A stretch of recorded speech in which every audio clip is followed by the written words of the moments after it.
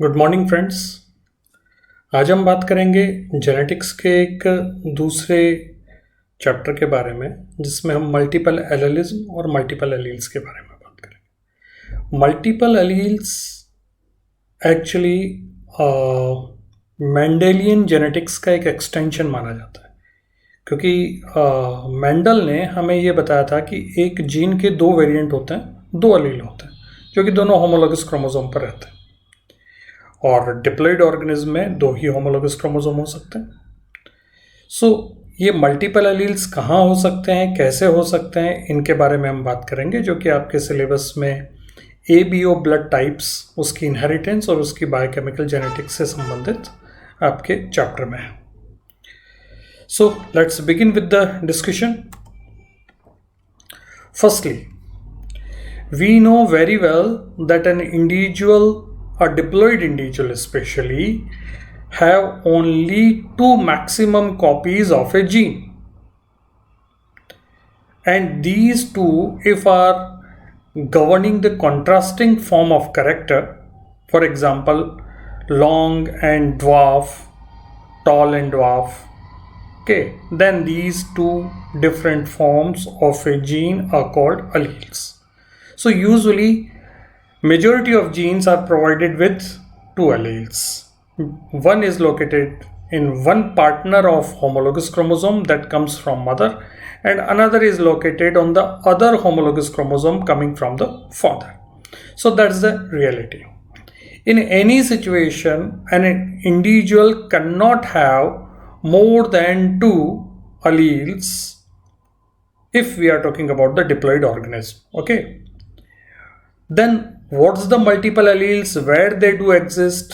For example, we can take a rough example. Say one individual is having two variations, okay, A1 and A2.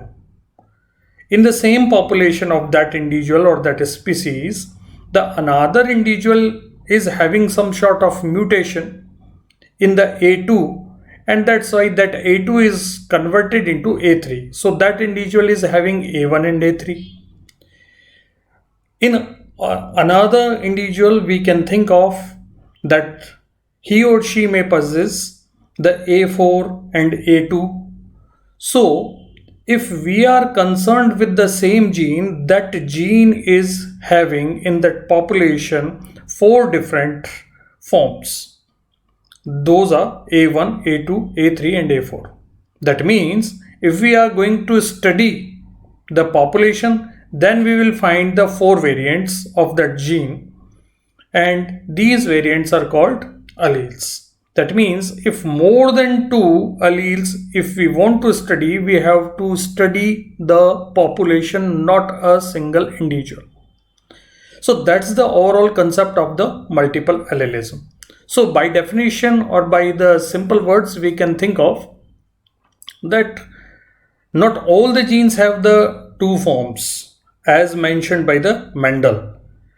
After that, there have been many studies, and those studies proven that many of the genes have more than two forms, and these are called multiple alleles.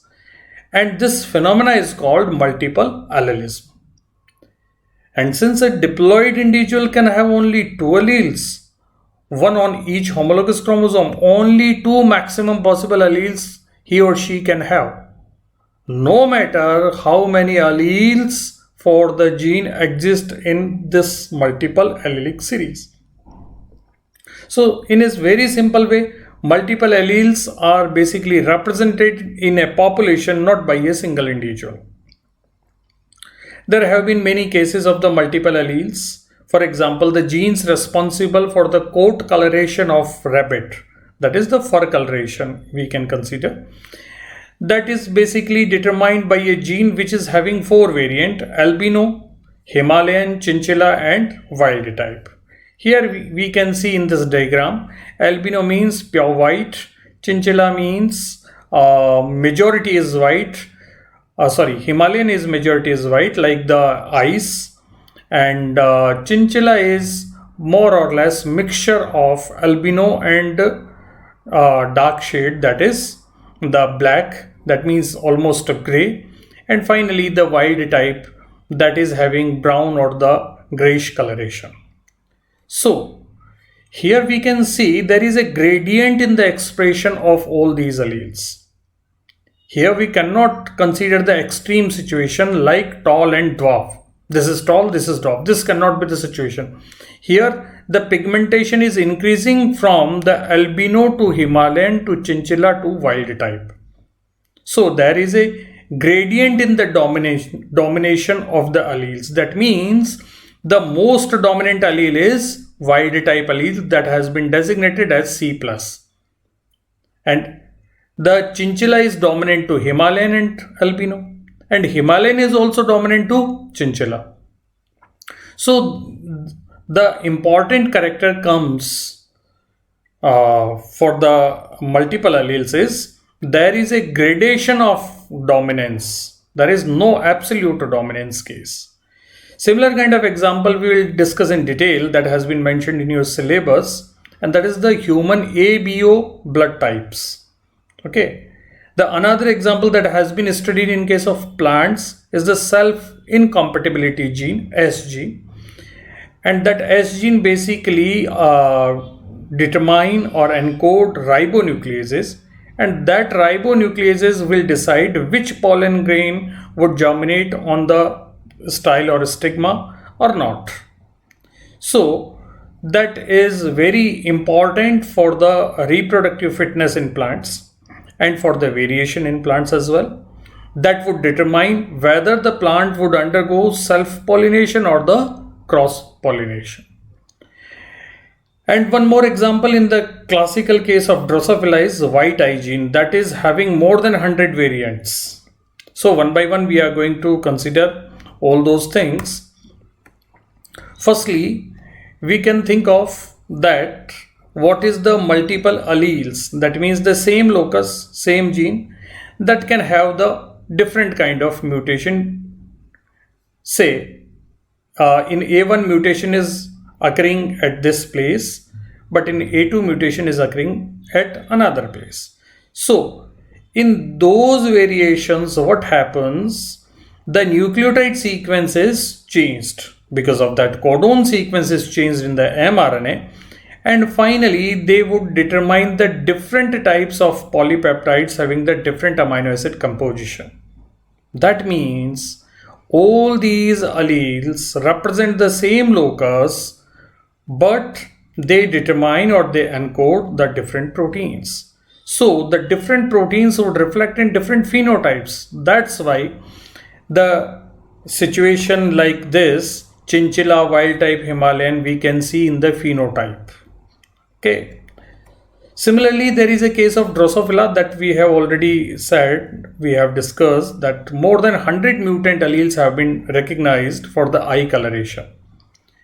For example, few of them are the white-eyed variant has been designated as W, the wild type, that is brick red, that is W+, and the third allele for the same gene that we can consider WE, that produce eosine orange color of eyes.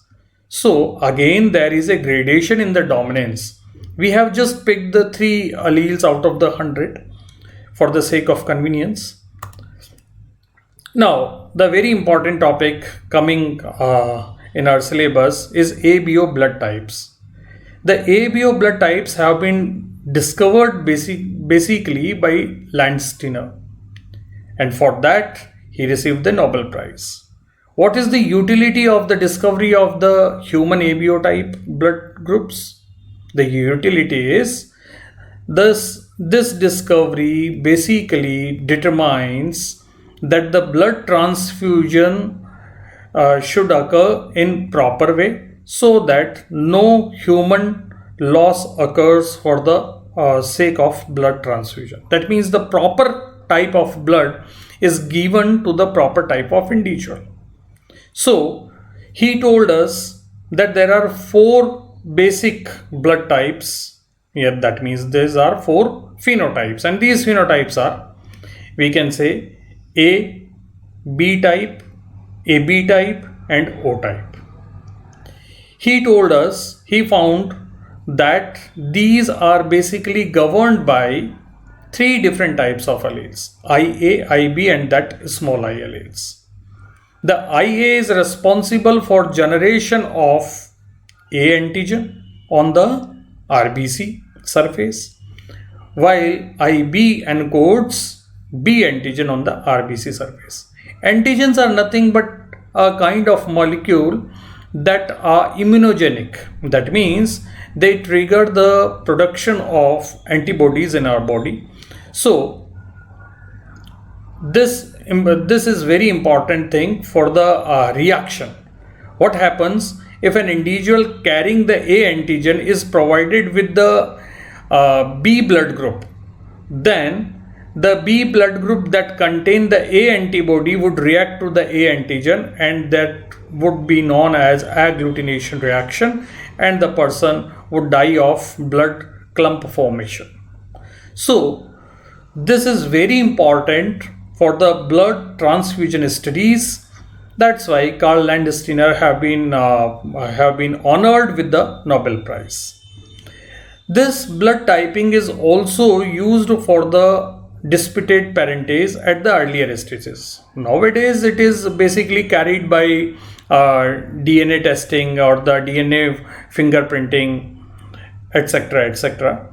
But in the earlier studies it was having the initial clue for the parentage. For example, an individual having the IAIB, that means AB blood group, could not have a parent with the O type, pure O type, because one is IA is contributing to the one parent and IB is contributing to the other parent, and if the parent is O, any of the parent is not having IA or IB allele.